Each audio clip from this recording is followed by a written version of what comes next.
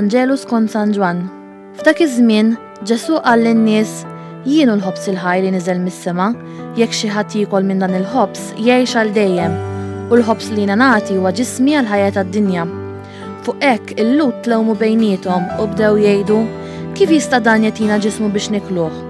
Ġesu mela qalilhom tassew ngħidilkom jekk ma tiklux il-ġisem ta' bin il-bniedem ma tixorbux demmu ma jkollkomx il-ħajja fikom. Min jikol ġismi u jixrob demmi għandu l-ħajja ta' dejjem u jiena nqajmu mill-imwiet fl-aħħar jum. Għax ġismi huwa tassew ikel u demmi hu tassew xorb. Min jikol ġismi u jixrob demmi jibqa' fija u jiena fih. Bħalma batni l-missier li ħaj u jien ngħix b'missieri, hekk ukoll min jikol lili u wkoll jgħix bija. Dan huwa l-ħobs li niżel mis-sema. Mhuwiex bħal dak li kielu missierietkom u mietu, min jikol dan il-ħobs jgħix għal dejjem.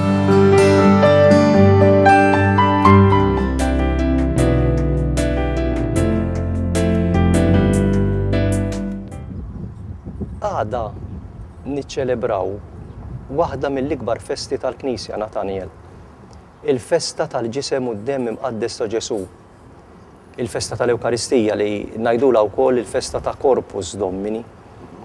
Meta Ġesu tkellem fuq l-Ewkaristija u qal li sa jagħtina ġismu biex nikluh u demmu biex nixorbuh, ħafna rawh stramp id-diskors ta' Ġesu u saħansitra telquh.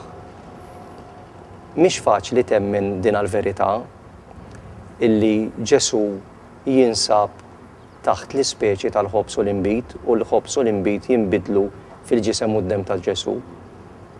U anke mhux faċli temmen illi fl-Ewkaristija Ġesu jerġa' jagħti lilu nnifsu il-ġisem sħiħ tiegħu u d-dem kollu tiegħu kif għamel fuq is-salib għalina jissagrifika lilu nnifsu għalina. Fil-fatt ngħidula sagrifiċċju l-Ewkaristija. Inti fejn qiegħed bħala żagħżugħ fil-fidi tiegħek fl-Ewkaristija? Naħseb li l-Ewkaristija faċli tidher bħala simbolu, tittieħed bħala simbolu. Għandek iż-żewġ speċi jidhru bħala xi ħaġa li tfakkarna simbolikament f'dak li Kristu għamel fuq is-salib. Però fil-verità naħseb meta tiskopri eżiet il-qawwa anke tal-Ewkaristija tifhem aħjar u temmen iktar, anzi temmen propju illi il-ġisem u d-dem ta' Kristu għadin propju, huma propju il-preżenza reali fl-Ewkaristija. Interessanti li inti għat li taħsibhom bħala simbolu, ġifieri li inti konvint li mhux sempliċement simbolizmu għandna hemmhekk, imma għandna realtà. Jiġifieri veru il-ħobs u l-inbit bil-kliem tas-saċerdot konsagratorju jinbidlu fil-ġisem u d-dem ta' Ġesu u veru Ġesu jerġa' kull darba li ssir qudiesa jagħti lilu nnifsu għalina għall-fidwa tagħna. U li inti hekk żagħżugħ temmina lili tagħmilli kuraġġ. Trid anke naħseb żvilupp fil-fidi. Jiġifieri ma tix tipprova tirrazzjonalizza, imma tintela u tajtina ħanemmen u meta temmen u mbagħad tifhem. Mhux bil-maqlub, l-ewwel trid tifhem biex temmen, l-ewwel temmen u mbagħad tifhem. U din nixtieq nistaqsik ukoll xi tħoss inti fl-Ewkaristija għax dak li tħoss juri li inti qed temmen u għax qed temmen qed tifhem. Pereżempju waqt il-quddiesa, ma nafx tisma' quddiesa kuljum Nataniel. Forsi kuljum le, però regolari fost il-ġimgħa speċjalment iva naturalment il-ħadd għax mbagħad il-ħadd hija ċelebrazzjoni ikbar. Ikbar tal-komunità kollha. Ekku. Però anke qudies fost il-ġimgħa huma mumenti sbieħ ħafna jiena narahom li hemm fihom ċerta sempliċità. Li fl-istessin hija dik li tagħmilhom daqshekk qawwin huma laqgħat. Ġifieri meta jkollok ċans tmur qudies mhux ma jkollok ċans kuljum. Ejja ngħidu l-quddiesa tal-ħadd hekk, xi tfisser għalik u kif tgħix għall-Ewkaristija ta' nhar ta' Ħadd?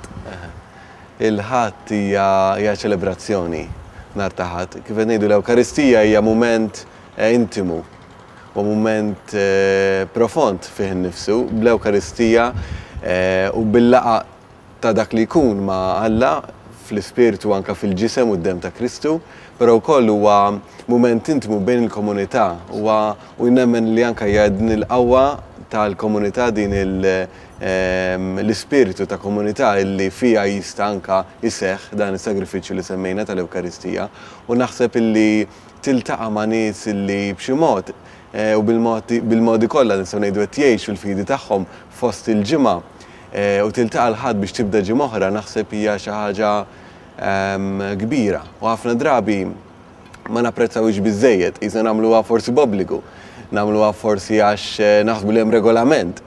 Pero fil-verità, meta niskopri din iż-żbuħija anke tal-Ewkaristija sħiħa bil-kelma, bl-att penitenzjali, bis-sagrifiċċju, bit-qarbina, bil-paċi li nagħtu l-xulxin, hija mument verament qawwik għal-ġimgħa sħiħa, anke jekk ngħidu l-ħadd biss. Xi żgħażagħ bħalek jgħidulna u jisfidawna illi biex jiġu għall-Ewkaristija irridu jħossu xi ħaġa. Ma jħossuhomx f'tagħhom jekk jiġu għall-Ewkaristija u ma jiġri xejn, ma ħassew xejn. Inti xi tħoss? Għax inti żagħżugħ. Naħseb li bħal kull ħaġa oħra, l-Ewkaristija mhix kwistjoni ta' feeling, jiġifieri jiena kważi anke laqas jekk tmur it-teatru jew tmur għall-kunċert, tieħu pjaċir mhux biss għas-sensazzjoni, imma tieħu pjaċir għax inti qed tinvolvi ruħek f'dak li qed isir. U naħseb f'dak il-moment ta' ngħidu event jew kunċert jew x'inhu huwa vera tajjeb. Fl-Ewkaristija naħseb hemm ftit feeling, ftit ma naħsibx hemm ħafna sensazzjoni, però hemm ħafna involviment f'dak li jsir. U meta inti tħossok parteċipi ma' dak li qed isir fuq l-altar u taf li inti m'intix distakkat minnu, inti parti minn dak li qed iseħħ hemmhekk. Għax dak qed iseħħ għalik. Ekku inti parti minnu.